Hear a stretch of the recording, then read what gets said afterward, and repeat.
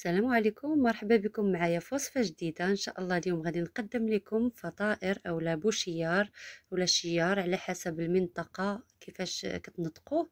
بالنسبة لهذا البوشيار كيجي خفيف لذيذ بعجينة بحال ديال السفنج، كيجي خفيف بزاف والمذاق ديالو زوين.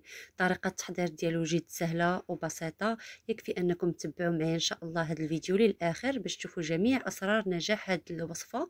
كيجي خفيف بزاف والمذاق لذيذ.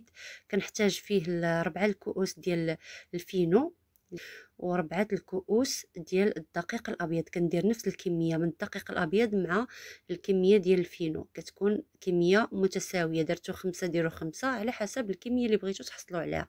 غادي نحتاج كذلك الكميه من الملح على حسب الذوق ديالكم، وملعقة كبيرة، وكيبقى على حسب الجو. إلا كان يعني الفصل الصيف راه غادي تستعملوا كمية أقل، كان البرد راه غادي ديروا كمية أكثر من الخميرة. هنا درت ملعقة كبيرة من الخميرة الفورية ولا خميرة الخبز، مع ملعقة كبيرة من سكر سنيدة. بهذا الشكل كنوضعوا مع الخميرة باش كيتفاعلوا في مدة وجيزة. وغادي نحتاج الماء دافئ لجمع هذا العجين، ما يكونش الماء سخون بزاف، يكون فقط دافي. وغادي نبدا اولا بهاد الخميره، نحاول باش انها تطلق معايا، ونبدا كنجمع في الخليط. يعني الكميه ديال الماء راه كتختلف اكيد على حسب الكميه اللي غتستعملوا ديال هاد الدقيق الابيض ودقيق الفينو. يعني كديروا الكميه اللي بغيتو، اهم حاجه يكونوا متساويين باش تحصلوا على نتيجه زوينه في هاد الوصفه. فغادي نبقى كنضيف في الماء بالتدريج، وانا كندخل الكميه ديال الماء بهذا الشكل اللي كتشوفوا. وتشوفوا معايا ان شاء الله القوام اللي غادي نوصل ليه. يعني ما كيكونش عجين بحال ديال الخبز ولا البطبوط العادي، فكيكون عجين بحال ديال السفنج. وسبق لي وقدمت لكم السفنج الوصفه ديالو في القناه، يعني نخليه لكم ان شاء الله في اخر الفيديو. اللي بغى يجربه كيجي ناجح ووصفه رائعه جدا وسهل التحضير ديالو. انا زدت كميه قليله من الماء في الاخر، غادي ندخلها. وهذا هو القوام المطلوب، ان العجين كتكون كتلتصق باليد خفيفه باش كتجي الوصفه ناجحه وكتلتصق بهذا الشكل.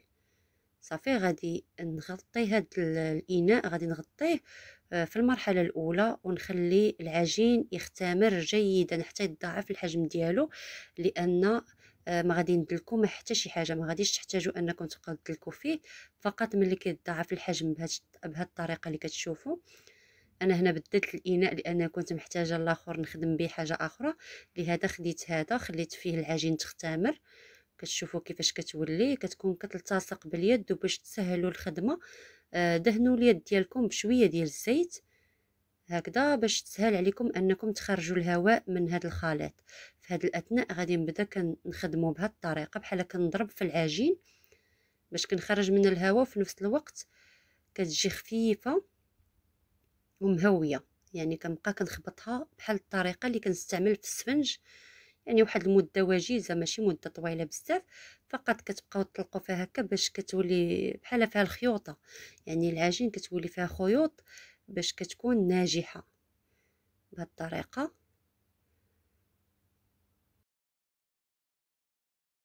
كاين اللي كيدلك العجين في الاول مزيان عاد كيخليها تختمر، ولكن هذه الطريقه راه سهله وسريعه ونتيجه مضمونه، كتحصلوا على نتيجه زوينه بزاف. المهم من بعد ما درت هذه الطريقه غادي نعاود نغطيه فقط واحد 10 دقائق، ماشي مده طويله، غير 10 حتى ل 15 دقيقه، يعني على حسب الجو. فقط ما كتفوتوش 15 دقيقه. وكتعاودوا تاخذوا هذا العجين. انا غطيته هنا، غادي ناخذ واحد البلاطو.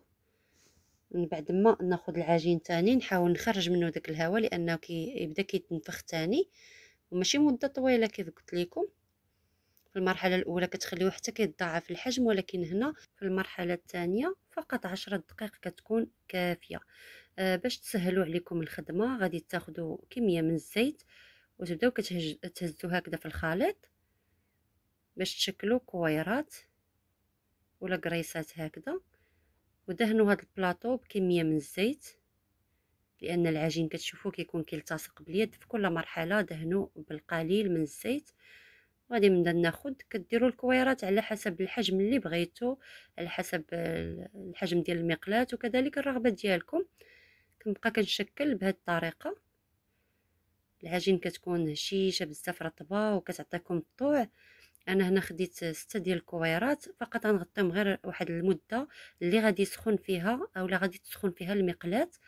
يعني دابا كنكون شعلت على المقلاة تسخن جيدا على نار ما بين هادئه حتى المتوسطه، على حسب نوعيه الشعله اللي عندكم، واش يعني غادي تحرق لكم دغيا هاد الفطائر ولا كتاخد وقت باش انها طيب. لهذا غادي ديروا على حسب يعني الشعله اللي عندكم ديال النار.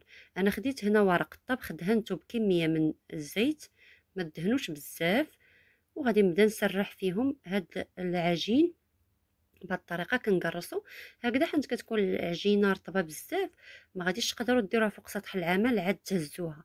يعني هاد ورق الطبخ اولا ورق الطهي كيسهل الخدمه، وكنخليه واحد السمك شويه عالي. يعني هاد البوشيار ما كيبغيش يجي رقيق بزاف، ماشي بحال البطبوط كنقرصوه وكينتفخ بواحد الشكل يعني كبير.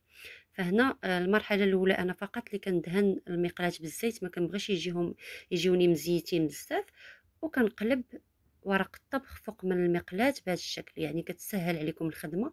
في هذه الاثناء المقلاة كتكون ساخنه مزيان، باش بمجرد ما نحطوا هذه الفطائر كيبداو كينتفخوا، كيبداو يتشكلوا واحد الفقاعات، كتعرفوا انه ناجح معكم، كيجي هشيش ورطب وزوين.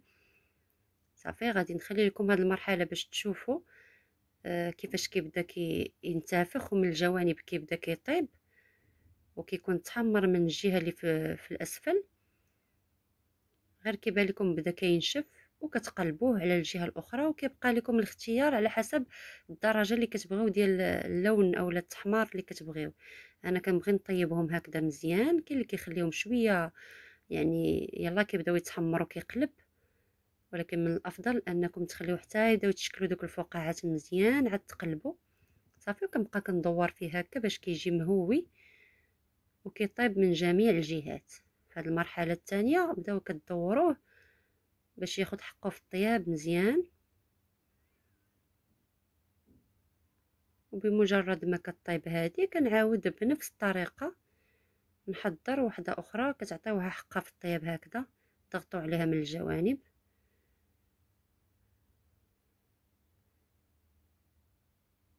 كتشوفوا معايا بلي كيبدا كينتفخ شويه. غادي نعاود معكم واحده اخرى بنفس الطريقه. شوفوا معايا العجين كيفاش كتكون رطبه بزاف.